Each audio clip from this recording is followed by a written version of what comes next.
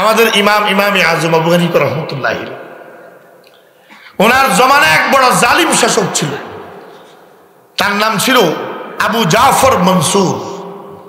বলেন কি নাম বলছি? আবু জাফর মনসুর। বড় জালিম, জাহির, নেহায়েত খবিস তরিকায় মুসলমানদের উপর জুলুম করত।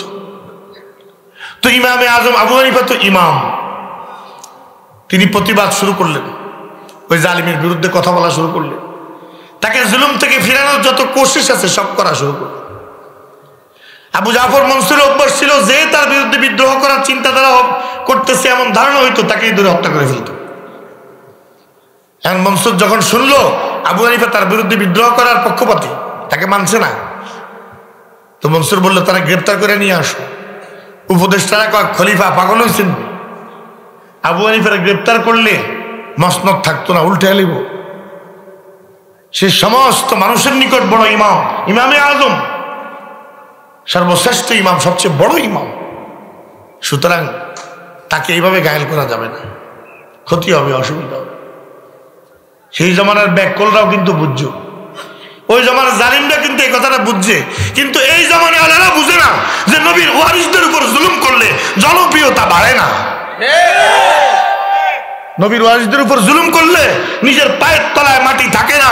নবীর ওয়ারিসদের উপর জুলুম করলে আল্লাহর গজব জমিনে নেমে আসে। ওই জমানাওয়ালারা বুঝছে, তারা ঠিকই বুঝছে, বলছে যে না হবে না, হবে। কিন্তু ভাই জালিম কোনোদিন কোনো নসিহত শুনে না। মনসুর চিন্তা করছে, আচ্ছা একটা বুদ্ধি করলে কেমন হয়, আবু হানিফাকে রাষ্ট্রের একটা বড় পদে বসে দিই। তো বড় পদে যদি লোভে পড়ে আবু হানিফা পদটা গ্রহণ করে, তাহলে তো দুনিয়ার মানুষ আবু হানিফার প্রতি ভক্তি উঠে যাবে। তারা বুঝবে আবু হানিফা নিজেও তো দুনিয়ার লোভে জালিম শাসকের সহযোগী হয়ে গেছে। তাহলে কিছুদিন পর আবু হানিফার শান মান মর্যাদা আর মানুষের অন্তরে থাকবে না, তখন তারা সেচ চালাইলেও কেউ বাধা দিত না। পুরান কৌশল, পুরানা জমানার কৌশল। এখন আবু হানিফা রহমতুল্লাহ আলাইকে বন্দী করা হয়েছে না, আবু হানিফার সামনে মনসুর হাজির হয়েছে। আমি সংক্ষেপ করে বলছি, মানে কি রওনা হয়েছে উনি? হ্যাঁ, মনসুর আবু হানিফার সামনে আসছে। ইমামে আজমের সামনে কখনো 5,000, কখনো 7,000, কখনো 10,000 ছাত্র একসাথে বসত দর্শে। আব্দুল্লাহ ইবনে মুবারকের মতো ছাত্র, ইমাম আবু ইউসুফ, ইমাম মোহাম্মদের মতো ছাত্ররা সামনে থাকত। তো যাক, আবু হানিফা বসা ওনার জায়গায়। এই সময় মনসুর তার উপদেষ্টা মন্ডলী নিয়ে সরাসরি আবু হানিফার মাদ্রাসায় এসে হাজির হয়েছে কুফাতে। ইমামে আজম আবু হানিফা হাদিস পড়াচ্ছেন, মনসুর আসছে। মনসুর তো খেয়াল করছে আবু হানিফা তো কমপক্ষে উঠে আমার একটু সম্মান করবে। ইমামে আজম হাদিস পড়াচ্ছেন। মনসুর কয় এই জমানার শাসকরা বহুত হাদিস কোরআন জানতো, লাকুম দীনুকুমও জানতো, সব জানতো তারা। এখন জিগায় যে আবু হানিফা তুমি কি হাদিস পড়ো নাই? ইজা জা কারিমু কওমিন ফাআকরিমু, নবী বলেছেন তোমাদের সামনে যখন সম্মানিত কেউ আসে তারা সম্মান করো, হাদিস পড়ো নাই? ইমামে আজম বলে হ্যাঁ পড়ছি তো। তো একটু উঠাও, কিন্তু সম্মানও তো জানাইলেন আমারে। ইমামে আজমকে কি করতাম, জামিলায় পড়ে গেছি গা, তোমারেও সম্মান করা দরকার, নবীর হাদিস আমার সামনে খোলা আছে, এটারও সম্মান করা দরকার। আমি চিন্তা করলাম তোমার মতো হাজারো মনসুর তো আমার নবীর জুতার সামনে কোরবান, তো আমি হাদিস তুইয়া তোমার সম্মানে কেমনে দাঁড়াইতাম। মানে আবু হানিফার লগে কথা কইয়া করতে কুলাইব। আবু হানিফা তো আবু হানিফা, আর তে তো বেকুব। দেখছে যে সুবিধা করতে আর নাই, কথাটা কইয়া কয় আপনি বড় ইমাম, আপনি চান না আপনার দ্বারা মানুষ উপকৃত? ইমাম আজম হ্যাঁ বিলকুল তো চাই। খায়রুন নাস মান ইয়ানফাউন নাস, খায়রুন নাস মান ইয়ানফাউন নাস, সর্বোত্তম মানুষ যে মানুষের কল্যাণ করে, তো আমি তো চাই। তাহলে আপনি আসেন, সারা মুসলিম বিশ্বের প্রধান বিচারপতির পদটা আপনার জন্য, বিচার করবেন, প্রধান বিচারপতি। ইমামে আজম কয় তাহলে এবার সামনের দিকে আমারে দিয়া তুমি তোমার জুলুম বাস্তবায়ন করতে, আমারে দিয়া তোমার ইচ্ছা মতো রায় লেখাইতা। আল্লাহর কসম, যতক্ষণ আসমান আর জমিন আছে আর আমি আবু হানিফা জিন্দা আছি, কোন জালিমের অধীনে আমি কোনো পদ গ্রহণ করবো না। এটা শুই না মনসুর খুব চিন্তা গেছে, ভাগ হয়ে গেছে। এক পর্যায়ে মনসুর কয় চিন্তা করো। ইমাম আবু হানিফা দেখেন এতক্ষণ যা কইছি, এবার আমি আসল কথাটা বলি। আসলে ভাই এত বড় দায়িত্বের যোগ্যতা আমার নাই। মনসুর কয় আপনার যোগ্যতা আছে, কিন্তু আপনি মিথ্যা কথা বলতেছেন। আবু হানিফা আবার কোন কি কথা বলতেছি? মিথ্যা কথা। তাহলে আপনার মুখে এখন যে কথাটা বের হলো, এটার দ্বারা বোঝা গেল আমি মিথ্যুক। তো মিথ্যুক আবার বিচারপতি কেমন হয়? আপনি তো বললেন আমি মিথ্যা কথা বলছি, তো মিথ্যুক তো বিচারপতি হইতে পারে না। আর আমার কথা যদি সত্য হয়, তো আমার তো যোগ্যতা নাই। কথা কি বুঝছেন নি ভাই? ইমাম আবু হানিফা দাবি করছে আমার যোগ্যতা নাই, আর আবু হানিফার কথা যদি সত্য হয় তাহলে ওনার যোগ্যতা নাই। আর মনসুরের কথা যদি সত্য হয়, তো আবু হানিফা মিথ্যুক। উভয় অবস্থায় তো বিচারপতি হইতে পারে না। মনসুরে ভরসি বিরাট ঘেরা কলে। হে কয় বিবেচনা করো, সময় দিলাম। কিন্তু ইমামে আজম কয় খামাকা সময় দিয়ে লাভ নাই, এটাই ফাইনাল। আমি তোমার অধীনে কোনো দায়িত্ব গ্রহণ করব না। এবার মনসুর যায় রাত্রের অন্ধকারে আবু হানিফাকে গ্রেপ্তার করে লইছে, জেলখানা নিয়ে বন্দি করে রাখছে। প্রত্যেক দিন 80 থেকে 100টা চাবুকের আঘাত মারত ইমামে আজমের শরীর। শরীর ক্ষতবিক্ষত হয়ে পুজ বের হইত। পরের দিন আবার ওই ক্ষত শরীর উপরে ব্যাট মারত, চাবুক মারত। ইমামে আজম আবু হানিফার সাথে একবার ওরা সাক্ষাৎ করতে গেছে। ইমাম সাহেব জিজ্ঞেস করতেছে, হযরত এত জুলুম অত্যাচারের ভিতরে আপনি কেমন আছেন, কি অবস্থা আছেন? তুমি বুঝো না, কেউ যদি কারো দায়িত্বে থাকে তো সে বিপদে পড়লে সহযোগিতা আরো বাড়াইয়া দেয়। আমি এই জুলুম অত্যাচারের ভিতরে আমার রবকে আর আমার নবীকে আমার আরো বেশি কাছে পাইতেছি।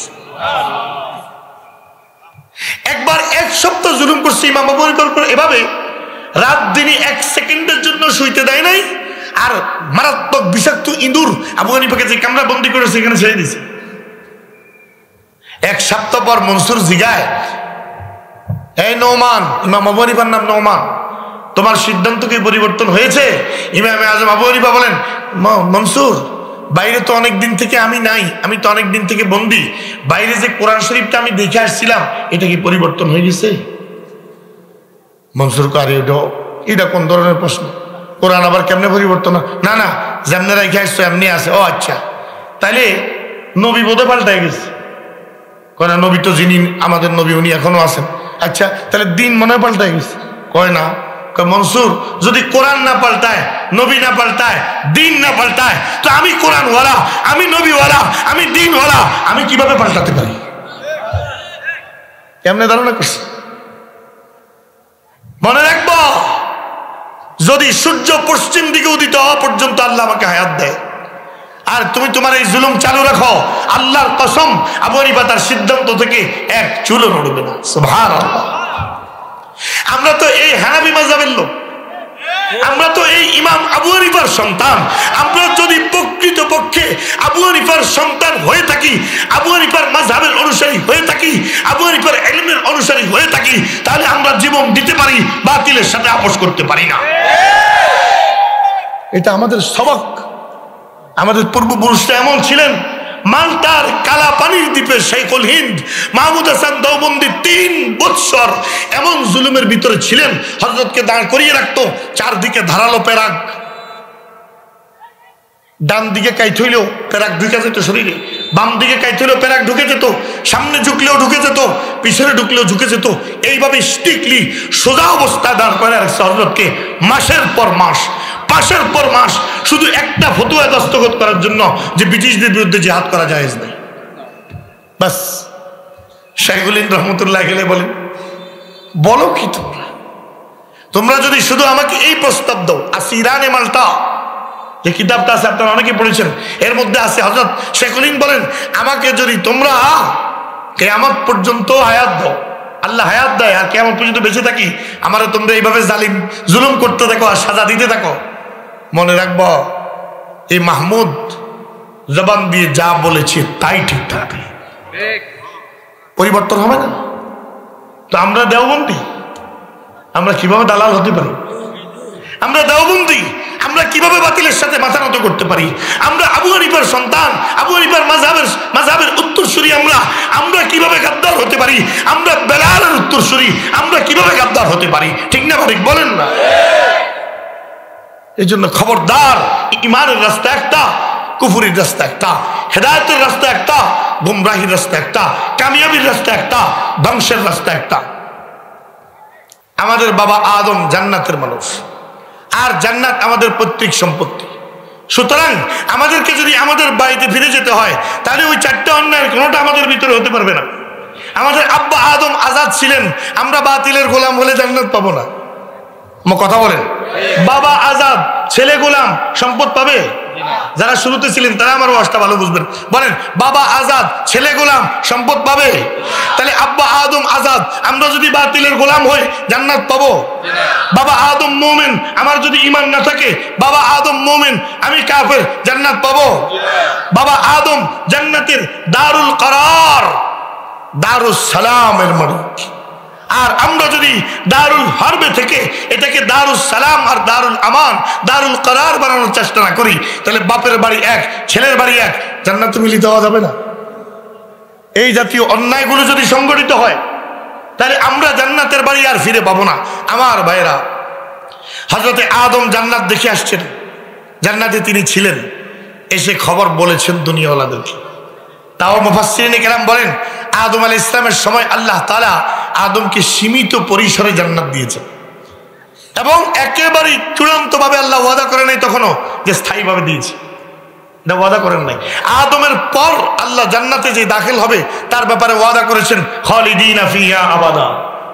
মুসনাদে আহমদে কত মজার হাদিস আছে, আখিরুল জান্নাতি আখিরু আহলিল জান্নাতি দুখুলান, সর্বশেষ যে লোকটা জান্নাতে যাবে তার হাদিসটা মুসলিমেও আছে, বুখারীতেও আছে আংশিক, আর মুসনাদে আহমদে পুরো হাদিসটা আছে।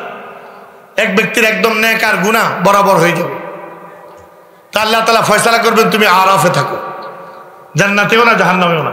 তো যেহেতু নেক আমলের পরিমাণ তোমার কম, নেক বেশি কামাইলা না কেন, এই সাজা হিসাবে জাহান্নামের দিকে ফিরায় দাঁড় করায় রাখবে তারে। তো তারা জাহান্নামের দিকে ফিরায় দাঁড় করে রাখছে। ফায়াজিদু হাররাহা ও সুমুমাহা, জাহান্নামের মাঝে মাঝে তাপ কিছু শরীরে লাগে, জাহান্নামীদের আত্মচিৎকার চোখে দেখে, অনেক সময় নিজে কষ্ট করার চেয়েও অন্যের কষ্ট দেখলে আরো বেশি কষ্ট লাগে। এখন এই লোকটা হাজার হাজার বছর ফাসাকাতা মাশা আল্লাহু আন ইয়াসকুতা, হাজার হাজার বছর চুপ ছিল, লাখ লাখ বছর চুপ ছিল। তারপর একদিন আর সহ্য করতে না পাইরা কয় আল্লাহ। 500 বছর পর আল্লাহ জবাব দিচ্ছে, একদিন 1000 বছরের সমান। ইন্না ইয়াওমান ইনদা রাব্বিকা কাআলফি সানাতিন মিম্মা তাউদ্দুন। এইভাবে 500 বছরে কত লক্ষ কোটি বছর, এত বছর পর আল্লাহ কাকিরে ডাকছস কি লাগি? হে আল্লাহ, আপনি আমারে একটু জাহান্নাম থেকে ঘুরাইয়া একটু জান্নাতের দিকে ফিরিয়ে দাঁড় করে। আল্লাহ আমি যদি তোর এই কথাটা রাখি, পরে কিন্তু তুই অন্যটা ছাইয়া বইবি। মার দ্বারা কি আপনি আদম, বনি আদম, তোরা বড় গাদ্দার, ধোকাবাজ, বাটপার, তোরা তোকে বসতে দিলে শুইয়া যাস, শুইতে দিলে বাড়ি দাবি করে বইয়া থাক। তো তোর কি কথা শুনুন যাইত না, শুনলে তুই আবার আরেকটা ছাইয়া বই। দেখেন মুহাদ্দিসিনে কেরাম বলেন, এটা আল্লাহর পক্ষ থেকে এক পেয়ারের বাক্য, যে সে যাতে আরেকটা কথা বলার সুযোগ থাকে, এর লেগে আল্লাহ লাইন ধরাই দিছে। গভীর রাত্রে বাপ খুব রাগ, সন্তানরা বাড়িতে বাইর করে দিছে ধমকায়া। এখন গভীর রাত্রে ছেলে বাড়িতে আসছে, এখন মা আগে যায় 2-3টা থাপ্পড় দিয়া, ফাজিল বেয়াদব, বাবার লগে বেয়াদবি করছস, তোর বাবার পা ধরে মাপসা, এইটা হিড়া কইরা স্ত্রীর আগে বলে রাখছে, তারে যদি আজকে খানা দেস তুই তোর খানা বন্ধ। এখন মা কয় কোনো খানা নাই, তোর খানা বন্ধ, আলমারির উপরে প্লেটের মধ্যে যে খানা রাখা আছে খবরদার হাত দিস নে। বুঝছেননি কথাটা? কইয়া দিছি, কোরআনে রাখিয়া দিছি, খেয়াল। এখন আল্লাহ কইছে যে তোর এই কথাটা রাখলে তুই কিন্তু পরে আবার আরেকটা করবি। হে আল্লাহ, হারাম আর কোনো কথা কইতাম, আমার কোনো নেক আমল নাই, কিচ্ছু নেই, খামাখা আমি কিনলে আরেকটা চাইতাম, এর দুধ দিলেও তো আমার লেগে বহুত কিছু। আল্লাহ ফেরেশতাদের কাছে তারা ঘুরিয়ে দে, কল্লিবু হুইলাল জান্নাহ, তারা ঘুরে জান্নাতের দিকে ফিরিয়ে দে, ঘুরে দিস। ওমা, এখন জান্নাতের নাজ ও নিয়ামত দেখা যায়। বেচারা তো আর সহ্য করতে পারতেছিল, হাজার হাজার বছর চুপ ছিল, তারপর আবার চিৎকার দিছে, আল্লাহ আবার 500 বছর গেছে। আল্লাহ কিরে কইলাম না আর ডাকতি না, তুই না ওয়াদা করলি আর কিছু কইতি না? আল্লাহ আর একখান কথা, খালি এ বারান্দাতে একটা হাঁটা দিয়ে আইতাম। অনেক দূরত্বে জান্নাতের নিয়ামতগুলো দেখা যায়, চোখ ভরে না যদি দরজা পর্যন্ত। রব্বি কররিবনি ইলা বাবিল জান্নাহ, আল্লাহ আপনি আমার জান্নাতের দরজা পর্যন্ত নেন, বাস এখান থেকে উকি ঝুঁকি মাইরা একবার দেখা ছিলাম, আর কোনোদিন কিছু কইতাম না, আপনার জাতের কসম করে কইলাম। আল্লাহ কা চাইস, পরে চাইস আবার আরেকটা কইস না, না আচ্ছা দা তার আবার জান্নাতের দরজাত নিয়ে যা। এখন তো ভাই একবারে উকি ঝুঁকি দিলে পুরা জান্নাতে দেখা যায়। এখন তো একবারে আরো ধৈর্য হয়ে গেছে কা, হাজার হাজার বছর চুপ ছিল, এবার একটু শর্মে শর্মে আস্তে করে ডাক দিছে আল্লাহ। জোরে ডাক দেওয়ার মতো মুখ নাই তো। আল্লাহ আবার জবাব দিছে কিরে এই বাটপার, কতবার তোরে আমি কইলাম তোর একটা শুনলে তুই আবার আরেকটা কইবি, আরেকটা শুনলে আরেকটা কইবি, দা এখন কেন ডাক দিছিস আবার ক। আল্লাহ বিইজ্জাতিকা, আমি তাকে আপনার নামের কসম করছি, এখন আপনার ইজ্জত শান আর মর্যাদার কসম করে কইলাম, এই শেষ দরখাস্তটা শেষ। আল্লাহ কত কি কে খালি ভিতরে একটা ঘুরে দিয়ে, এই ভিতরে যাবো আর আমো এক নজর দেখে চললাম, কলজাটা ভরে দেবো গা, আমার তো কপালে জান্নাত নেই, আমি কিনা কামল করছি। আল্লাহকে দেশ কয় দেখছি সোলামান ফেরেশতা দিয়ে দেন লোকে আমার, ও মা এবারে ভিতরে ঢুকা এইদিকে ঘুরে এদিকে ঘুরে, মানে বাইরে অনেক নামও নাই। ফেরেশতারা কতর পরে খোঁজা হ্যাঁ, অনেক বছর এভাবে চলে গেছি, এক পর্যায়ে ফেরেশতারা গরম হয়ে গেছে, এবার আর কদিন ঘুরবি? কত রাজা আমি তো আর বাইরে হইতাম না। এখন ফেরেশতারা ভাবে এটা তো একটা বাদ পারে না, ক শুন আমি বাইরে হইতাম না, যাই কস আমারে ক আল্লাহ লোকের ওয়াদা করছোস, আরে আমি তো আইজও বাট পার খাইলো বাট পার, আমি আবার ওয়াদা রাখি কোন সময়? কিন্তু আমার আল্লাহ তো ওয়াদা খেলাপ করেন, ইন্নাল্লাহা লা ইউখলিফুল মিয়াদ, আমার আল্লাহ তো ওয়াদা খেলাপ করে না। আমার আসদাকু মিনাল্লাহি কিলা, আমার আল্লাহ থেকে বড় সত্যবাদী তো আর কেউ নাই। কত আল্লাহ তোরে কি কইছে, তোরে কি জান্নাতের ভিতর থাকতে কইছিনি? কোন কয় নাই, কিন্তু আগে তো কইছে। কাকে কোরআনে কইছে? আল্লাহ কোরআন শরীফে কইছে খালিদিনা ফিহা আবাদা, যে জান্নাতে যাবে চিরদিন থাকবো। কয় তো যারা আমল করে জান্নাতে আইবো তারা না চিরদিন, তুই তো বাট পরে করে আইছস। আল্লাহ তো এটা কইছে না, আল্লাহ তো শুধু বলছে যে ঢুকবো হে আর বাইরে হইতো না। এবার ফায়ুনাদিল্লাহু আযজা ওয়া জাল, আল্লাহ তাআলা ডেকে বলবেন আন সাদাকা আবদি, আমার বান্দা সত্য কথা বলছে, সত্য কথা বলছে, সত্য কথা বলছে। জান্নাতে একবার ঢুকলে আর বের হবে না। সুবহানাল্লাহ। এবার আল্লাহকে তামান্না, তুই আমার কাছে তামান্না কর, কি চাস?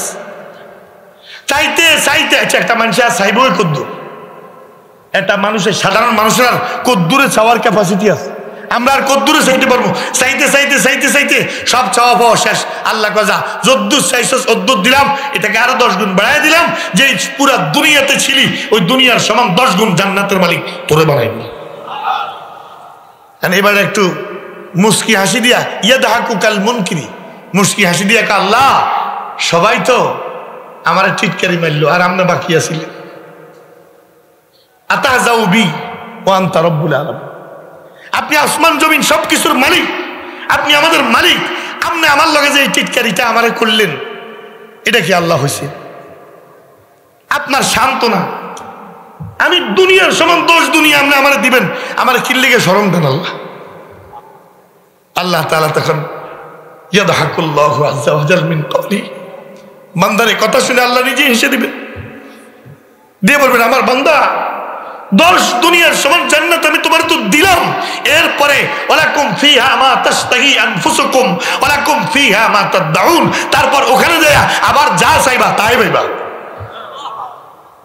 তাইলে বলেন জান্নাতে গেলে অস্থায়ী ভাবে না স্থায়ী ভাবে?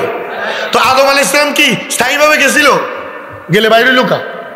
তাহলে বোঝা গেল একটু বেশ কম আছে। ফাইনালি জান্নাত পাওয়া আর আদমের জান্নাতে যাওয়া একটু বেশ কম আছে। তাফসীরে মাযহারিতে কাজী সানাউল্লাহ পানিপতি রাহমাতুল্লাহ লিখছেন আদমের ঘুম ছিল জান্নাতে, অথচ প্রকৃত জান্নাত হাসরের ময়দানের পর যেটা দেওয়া হবে এটার মধ্যে ঘুম থাকবে না। লা ইয়ানামুন, কেউ ঘুমাবে না। কিন্তু আদম ঘুমাইছেন। তাহলে এর দ্বারা বোঝা যায় সাময়িকভাবে আল্লাহ তাআলা জান্নাত দিয়েছেন আদমকে, সাময়িকভাবে অল্প কিছু অংশ দিয়েছেন, পুরা জান্নাত আদম জানতেনও না, দেখেনও নাই। কিন্তু ব্যতিক্রম হচ্ছে আমাদের নবীর ব্যাপারে। আল্লাহর হাবিব সাল্লাল্লাহু আলাইহি ওয়াসাল্লাম নবুয়তির 10ম বৎসরে নবীর উপরে 5টা মুসিবত একসাথে আসছে। বলেন না কয়টা মুসিবত? 1 নাম্বার, আল্লাহর হাবিব সাল্লাল্লাহু আলাইহি সাল্লামের সবচেয়ে কলিজার টুকরা মানুষ, যে তার জীবন আর মাল সব কিছু নবীর পায়ে উৎসর্গ করে দিয়েছেন, সবার আগে কালিমায়ে তয়্যিবা পড়ে মুসলমান হয়েছেন, খাদিজাতুল কুবরা উম্মুল মুমিনিন রাদিয়াল্লাহু তাআলা আনহা, আল্লাহর ডাকে সাড়া দিয়ে এই নবুয়তির 10ম বছর দুনিয়া থেকে চলে গেছে। নবীর এক দুঃখ, কলিজা ভেঙে গেছে। আবার আরেক দুঃখ হলো সর্বদা ছায়ার মতো নবীকে আঁকড়ে রাখতেন যে চাচা আবু তালেব, তিনিও চলে গেছেন এই বছর। এই দ্বিতীয় আঘাত। আল্লাহর নবী মনে মনে ভাবলেন একবার তায়েফ যাই, মক্কাওয়ালাদের জুলুম অত্যাচার অনেক বেড়ে গেছে। আবু তালেব মৃত্যুবরণ করার পর জালিমরা নবীর উপর অত্যাচার করতে এখন আর কোনো চিন্তা করে না। এতদিন তো আবু তালেব সামনে বাধা হয়ে দাঁড়াতো। আমার ভাইয়েরা, আবু তালেব মৃত্যুবরণ করার পর জুলুমের পরিমাণ আগের চেয়ে আরো কয়েক গুণ বেড়ে গেছে। আল্লাহর হাবিব অধৈর্য হয়ে কষ্ট আর সইতে না পেরে ভাবলেন একটু তায়েফ যাই, একটু ভিন্ন আবহাওয়া থেকে ঘুরে আসাও হবে, আর তায়েফবাসীদের কাছে কালিমার দাওয়াত পেশ করাও হবে, যদি তারা কবুল করে। ভগ্ন হৃদয় নিয়ে, মনে কষ্ট আর ব্যথা নিয়ে নবী তায়েফ গেছেন। কিন্তু নবী তো জানেন না ইতিহাসের সবচেয়ে নির্মম পরিণতি কষ্ট নবীর সামনে অপেক্ষা করতেছে। ওই তায়েফের জালিমরা দুষ্ট যতগুলো ছেলে ছিল সবাই হাতে পাথর দিয়ে নবীর পিছনে লাগাই দিছে। যেই নবী সমস্ত নবীদের ইমাম সরদার, যেই নবী দু জাহানের বাদশাহ, যেই নবীর বিন্দু পরিমাণ মন খারাপ আর সে আজিমের অধিপতি বরদাস্ত করে না, সেই নবীর রাস্তায় দৌড়া দৌড়া তারা পাথর মারতেছে। রাস্তায় দৌড়িয়ে দৌড়িয়ে পেয়ারা হাবিব সাল্লাল্লাহু আলাইহি ওয়াসাল্লাম দৌড় দিয়ে উমাইয়ার আঙ্গুর বাগানের ভিতরে ঢুকছে। উমাইয়া থাকতো মক্কায়, তার আলাদা আঙ্গুর বাগান ছিল তায়েফে। ওই তায়েফে ওই আঙ্গুর বাগানে আদ্দাস নামে এক গোলাম ছিল। আল্লাহর হাবিব কি অবস্থা দেখে আশ্রয় দিয়েছে, বাগানের দরজা লাগিয়ে দিয়েছে, আঙ্গুর চিপে নবীকে খেতে দিয়েছে। আল্লাহর হাবিব সাল্লাল্লাহু আলাইহি ওয়াসাল্লাম জিজ্ঞেস করলেন, আদ্দাস তুমি যে আমাকে আঙ্গুরের রস দিলে, এটার মালিক তো তুমি না, তুমি তো এটার পাহারাদার। তুমি যে আমার আঙ্গুরের রসটা দিলে এটা তো আমার জন্য বৈধ হবে না। আদ্দাস জবাব দিচ্ছেন, আমাকে আমার মনিব যতটুকুন আঙ্গুর খাওয়ার জন্য দেয় অতটুকুন আঙ্গুর থেকে কিছু আঙ্গুর চিপিয়ে আপনাকে রস দিয়েছি, এটা আমার হক থেকে আমি দিয়েছি, আমার মনিবের হক থেকে না। আল্লাহর হাবিব সাল্লাল্লাহু আলাইহি ওয়াসাল্লাম আঙ্গুরের রস খাইলেন। জিবরাইল এসে বলতেছেন, ইয়া রাসূলুল্লাহ, হুকুম করলে চারদিকের পাহাড় একসাথ করে দিই, তায়েফবাসী চিরতরে নিশ্চিহ্ন হয়ে যাক। নবী বলেন, ইন্নামা বুইসতু রাহমা ওয়া লাম উবআস নিকমা। আমি তো রহমত হিসেবে আসছি, প্রতিশোধ নেওয়ার জন্য, ধ্বংস করার জন্য না। আল্লাহ ধ্বংস করো না, এরা যদি হেদায়েত নাও পায় হয়তো এদের ছেলের মধ্যে কেউ ঈমান আনবে, এদের সন্তানদের মধ্যে ঈমান আনবে, না হলে এদের নাতিদের মধ্যে ঈমান আনবে। আদ্দাস বলে, প্রথমে আঙ্গুরের রস দিয়ে আমি বুঝে গেছি এই লোক সাধারণ লোক না। তারপর যারা ওনার দেহকে রক্ত রঞ্জিত করেছে তাদের জন্য বদদোয়া না করে হেদায়েতের দোয়া করে, আমি বুঝে গেছি তিনিই রহমত, তিনিই রহমতের নবী। তাৎক্ষণিক আমি কালিমা পড়ে মুসলমান হয়ে গেছি। যাই হোক, এই অত্যাচার নবীর উপরে 3 নম্বর কষ্ট। 4 নম্বর, আল্লাহর নবী তায়েফ থেকে ক্ষত বিক্ষত দেহ নিয়া, ভগ্ন হৃদয় নিয়া আবার মক্কার দিকে রওনা করছেন। জেরানা নামক জায়গায় হাজির হওয়ার পর হুজুর দেখতেছেন মক্কার এক বড় নেতা মুতঈম ইবনে আদি সে আসতেছে। আল্লাহ নবীকে থামায় বলতেছে, মুহাম্মদ থামো। মক্কাবাসী কাফেররা সব বসে সিদ্ধান্ত নিছে তোমাকে আর মক্কায় ঢুকতে দিবে না, মক্কার দরজা তোমার জন্য বন্ধ। এই হুজুরের 4র্থ আঘাত। কিন্তু মুতঈম ইবনে আদি বলেন, মুহাম্মদ আমি তাদেরকে ধমকায়া বুঝাই একটা কথা রাজি করছি যে আমার নিরাপত্তায় তুমি থাকবা, তবে তারা শর্ত দিছে একটা, ঠিক আছে মুহাম্মদ তোমার নিরাপত্তা মক্কায় ঢুকুক, কিন্তু কাবা শরীফের ভিতরে ঢুকতে দেওয়া হবে না তাকে। তখন বাইতুল্লাহ শরীফের পূর্ব দিকে পশ্চিম দিকে 2টা দরজা খোলা ছিল, একদিক দিয়ে ঢুকে আরেক দিক থেকে বের হইতো, এখন তো সব বন্ধ। মুহাম্মদকে বাইতুল্লাহ ঢুকতে দিব না। কয়টা আঘাত একটু বলেন না, কয়টা? স্ত্রী খাদিজা হারানোর আঘাত, চাচা আবু তালেব হারানোর আঘাত, তায়েফের জালিমদের পাথরের আঘাত, 4 নাম্বার মক্কার দরজা হুজুরের জন্য বন্ধ হয়ে আঘাত, আর 5 নাম্বার বাইতুল্লাহ দরজা হুজুরের জন্য বন্ধ হয়ে আঘাত। আল্লাহর হাবিবের জীবনে এত পেরেশানি আর কষ্ট কখনো আসে নাই। এই জন্য ওই বছরটাকে বলা হয় আমুল হাজান, পেরেশানির বছর, দুঃখের বছর। আল্লাহর হাবিব উম্মে হানির ঘরে শোয়া, আল্লাহ তাআলা ফয়সালা করছেন। আমার বন্ধুর মন ভাঙছে, স্ত্রী হারাইছেন, আমার বন্ধু চাচা হারাইছেন, আমার বন্ধু তায়েফে মার খাইছেন, আমার বন্ধুর জন্য মক্কার দরজা বন্ধ, আমার বন্ধুর জন্য বাইতুল্লাহ দরজা বন্ধ। আল্লাহ বলেন বন্ধু কোনো টেনশন নাই, কোনো ফিকির নাই, কোনো পেরেশানি নাই। দুনিয়াওয়ালারা কি বন্ধ করছে সব বন্ধ করে দেখ, আমি আরশে আজিমের দরজা আপনার জন্য খুলে দিলাম। আসেন দেখে যান। আপনি একবার যদি এসে আপনার রবের কাছে যে আজীব কুদরতার নিয়ামত আছে দেখে যেতে পারেন, পুরা দুনিয়াটাই তো আপনার কাছে 1 পয়সার জিনিস মনে হইতো না, পুরা দুনিয়া তো আপনার কাছে মামুলি মনে হয়। হুজুর তো মনে করতেছিলেন সব হারায় ফেলছেন, সব হারায় ফেলছেন, সব হারায় ফেলছেন। রব্বুল আলামিন বলেন বন্ধু আসেন না, কিচ্ছু হারার নাই, তার চেয়ে হাজার কোটি গুণ বেশি নিয়ামত আমি আপনার জন্য তৈরি করে দিয়েছি। এই সফরটার নাম মেরাজ। বলেন না এই সফরটার নাম কি? আপনারা আমার সাথে একটু বলেন তো, প্রথম আসমানে আদম আলাইহিস সালাম ছিলেন, আমাদের নবী কি আদম পর্যন্ত গেছেন না আরো উপরে? দ্বিতীয় আসমানে ঈসা, নবী কি ঈসা পর্যন্ত না আরো উপরে? তৃতীয় আসমানে ইউসুফ, নবী কি ইউসুফ পর্যন্ত না আরো উপরে? চতুর্থ আসমানে ইদ্রিস, নবী আরো উপরে। পঞ্চম আসমানে হারুন, নবী আরো উপরে। ষষ্ঠ আসমানে মুসা, নবী আরো উপরে। সপ্তম আসমানে ইব্রাহিম, নবী আরো উপরে। আল্লাহ কয় আমার বন্ধুকে আমি রূহুল্লাহর উপরে আনলাম, আমার বন্ধুকে আমি খলিলুল্লাহর উপরে আনলাম, আমার বন্ধুকে আমি কালিমুল্লাহর উপরে আনলাম, আমার বন্ধুকে আমি সফিউল্লাহর উপরে আনলাম, আমার বন্ধুকে সবাইকে নিচে রেখে আমার বন্ধুকে সর্বোচ্চ জায়গায় এনে আমি দেখাইলাম। তো আমার বন্ধু মুশরিকটা আপনার মর্যাদার চুল বাঁকা করতে পারবে না। আপনার কি করবে তারা? আপনার ক্ষতি কি করবে তারা? সবই তো আপনার। আসেন দেখে থাক এই মেরাজের ওয়াকিয়া আমাদের জন্য কোনো মামুলি বিষয় না। কথা এসে গেছে বিদায় বলি। আরেকটা ছোট্ট কথা, আল্লাহর হাবিব সাল্লাল্লাহু আলাইহি সাল্লাম যখন মেরাজে আল্লাহ তাআলার সাথে কাবা কাউসাইন ও আদনা, এক তাফসীর তো জিবরাইল আর আল্লাহর নবী, আরেক তাফসীর হলো আল্লাহ এবং তার বন্ধু খুব নিকটে গেলেন। তখন মুসনাদে বাজ্জারের হাদিস অনুযায়ী আল্লাহ তাআলার সাথে আল্লাহর বন্ধুর কথোপকথনের নামে হলো আত-তাহিয়্যা। যদিও অনেক মুহাদ্দিস থেকে অস্বীকার করেছেন, যাই হোক আত-তাহিয়্যা, আত-তাহিয়্যাতু লিল্লাহি ওয়াস সালাওয়াতু ওয়াত তাইয়্যিবাত, অথবা আত-তাহিয়্যাতুল মুবারাকাতুত তাইয়্যিবাতু। ইবনে আব্বাসের তাশাহুদ, একটা ইবনে আব্বাস একটা ইবনে মাসউদের। অর্থাৎ আল্লাহর হাবিব যখন আল্লাহর সামনে গেলেন, মোলাকাতে বসলেন, এখন বন্ধু তো বন্ধুর কাছে উপহার নিয়ে আসতে হয়। কি উপহার নিবে? নবী বলেন বন্ধু আপনার জন্য আমি 3টা উপহার আনছি। এক, আত-তাহিয়্যাতু, আমার পক্ষ থেকে আপনাকে অভিনন্দন, যত অভিনন্দন সম্ভব সব। ওয়াস সালাওয়াতু ওয়াত তাইয়্যিবাত, আমার যত দৈহিক ইবাদত। জায়েদ শহীদ হলে জাফর শহীদ হলে আব্দুল্লাহ ইবনে রাওয়াহা, আব্দুল্লাহ ইবনে রাওয়াহা শহীদ হলে মুসলমানরা পরামর্শ করে আমির বানাবে। তো এই সাহাবীদের মধ্যে আব্দুল্লাহ ইবনে রাওয়াহা রাদিয়াল্লাহু তাআলা আনহু খুব বীর ফলবান সাহাবী ছিলেন, ওনার ঘোড়া খুব তেজি ছিল। শুক্রবার দিন সকালবেলায় আল্লাহর হাবিব বললেন তোমরা জিহাদে বের হয়ে যাও। সাহাবারা সব রওনা হয়েছে।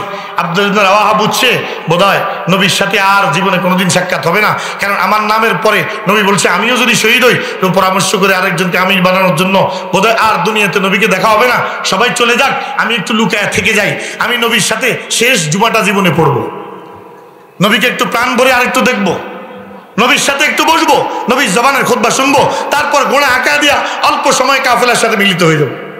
সহজ, একসাথে 2 কাম হবে। আমার ভাইরা একসাথে 2 কাম হওয়ার নিয়তে একটু খেয়াল করেন। হযরত তো মঞ্চেই আসবেন, প্রাণ ভরেই দেখবেন। এই টপিকটা বোঝানোর জন্য আমি এত লম্বা কথা বলেছি। এখন আব্দুল্লাহ ইবনে রাওয়াহা চিন্তা করলেন আমি থেকে যাই, সবাই চলে যাক, অল্প সময় কাফেলার সাথে মিলিত হয়ে যাব। কিন্তু আমার ভাই জুমার নামাজ শেষ হলো, আল্লাহর হাবিব সাল্লাল্লাহু আলাইহি ওয়াসাল্লাম পিছন ফিরে বসলেন, দেখতেছেন আব্দুল্লাহ ইবনে রাওয়াহাকে দেখা যায়। তো বললেন ইয়া আব্দুল্লাহ লিমা লাম তাগদু, হে আব্দুল্লাহ ইবনে রাওয়াহা তুমি সকালে গেলে না কেন? হুজুর খুব গুসা হয়েছে, সবার সাথে গেলে না কেন? আপনারা আসতে থাকেন, সামনের দিকে আসতে থাকেন আর কথা শুনতে থাকেন। এখন আব্দুল্লাহ ইবনে রাওয়াহা বলেন ইয়া রাসূলুল্লাহ আল্লাহি মা তাকাল্লাফতু আনিল গাজওয়া, ওগো আল্লাহর হাবিব আল্লাহর কসম করে বলি আমি যুদ্ধ থেকে ভাগি নাই, আমি মনে মনে নিয়ত করছি জীবনে আপনার সাথে হয়তো আর সাক্ষাৎ হবে না, শেষবারের মতো আপনার পিছনে জুমাটা পড়ি, আপনার জবানের খুতবাটা শুনি, তারপর জিহাদের সফরে সাথীদের সাথে মিলিত হয়ে যায়, যুদ্ধেও যাওয়া হলো, জীবনের শেষ জুমাটা আপনার পিছনেও পড়া হলো।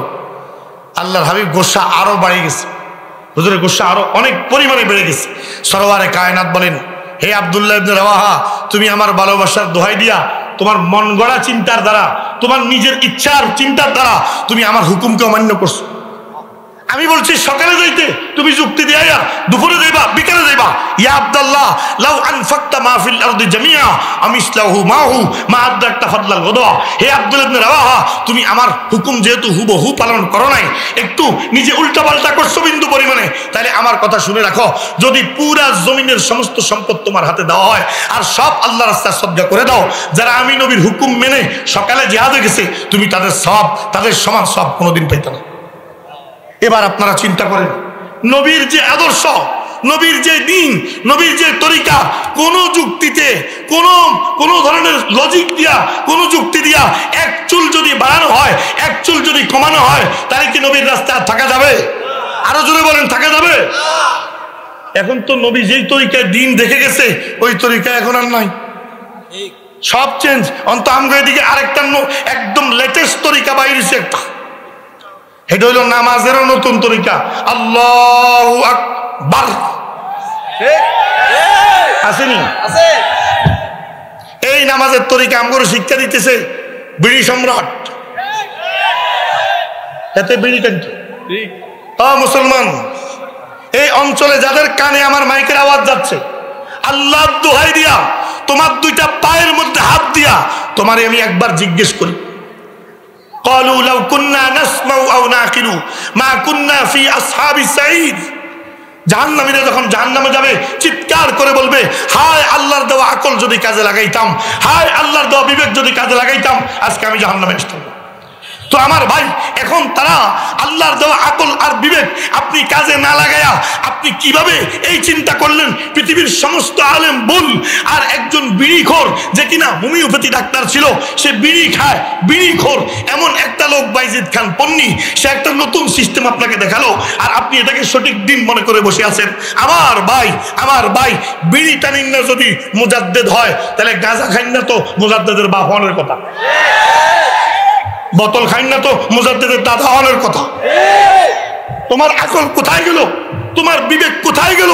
কেমনে তুমি এই আকীদা বিশ্বাস করলা যে ইসলাম যারা বলে এরা ভুল, শুদ্ধ হইল ইসলাম, ইমাম যারা বলে এরা ভুল, শুদ্ধ হইল ইমাম। সমস্ত আলেমরা ধর্ম ব্যবসায়ী। এই দুনিয়ার মানুষরা, আলেমরা যদি ধর্ম ব্যবসায়ী হয়, 1400 বছর থেকে জালিমের জুলুম বরদাস্ত করে তোমার কাছে ইলম পৌঁছাইছে কারা? যদি আলেমরা ধর্ম ব্যবসায়ী হয়, নিজের জীবন দিয়ে দিয়ে নবীর এক একটা বাণী তোমার ঘর পর্যন্ত পৌঁছাইছে কারা?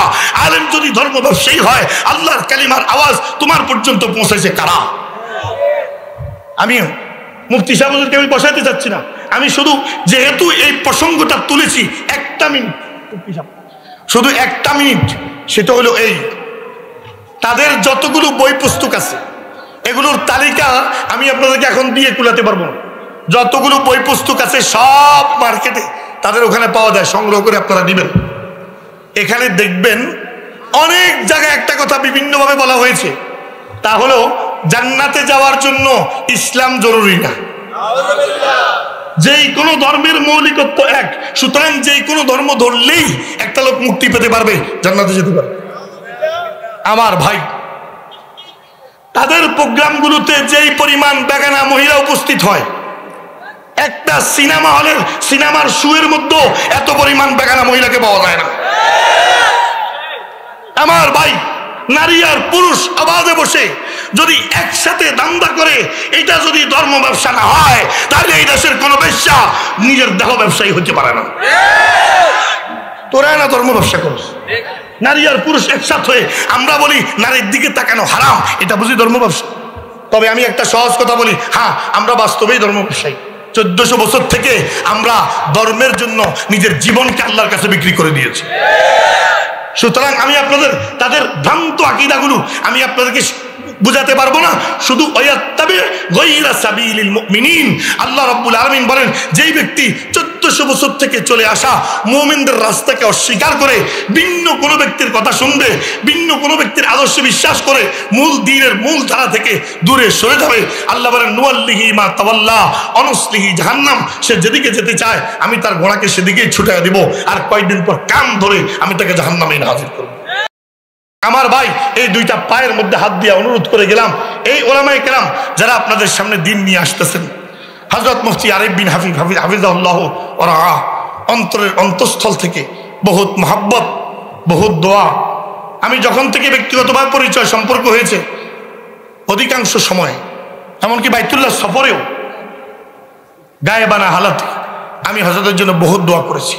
আমাদের দেশে একটাই গ্যাপ ছিল, একটাই গ্যাপ ওলামাদের মধ্যে, সেটা হলো একদম A to Z সমস্ত বয়ান শুধুমাত্র হাদিস শরীফ, সহিহ হাদিসগুলো, গ্রহণযোগ্য হাদিসগুলো এবং আল্লাহর কালাম দিয়ে সরাসরি সাজানো কথামালা মানুষের সামনে উপস্থাপন করা হবে, সরাসরি আল্লাহর কিতাব আর নবী সুন্নাহ থেকে। এটা আমাদের দেশে অনুপস্থিত ছিল দীর্ঘদিন। আল্লাহ তাআলা এই তাকাজাটা ওনার মাধ্যমে আমাদের পুরা করছে। আমাদের সকলের পক্ষ থেকে দোয়া, আল্লাহ রাব্বুল আলামিন উম্মতের খেদমতের জন্য, এই দুরবস্থায় উম্মতকে রাহনুমাই করার জন্য, সঠিক রাস্তা দেখানোর জন্য মুফতি সাহেবকে আল্লাহ দীর্ঘ থেকে দীর্ঘতম হায়াত নসিব করে, নেক হায়াত, সুস্থতার হায়াত নসিব করে। আল্লাহ তাআলা এই সকল বাতিলপন্থীদের অপপ্রচার ষড়যন্ত্র থেকে আমাদেরকে সজাগ থাকার তৌফিক দান করে, এদেরকে মোকাবেলা করার তৌফিক দান করে বলি আমিন।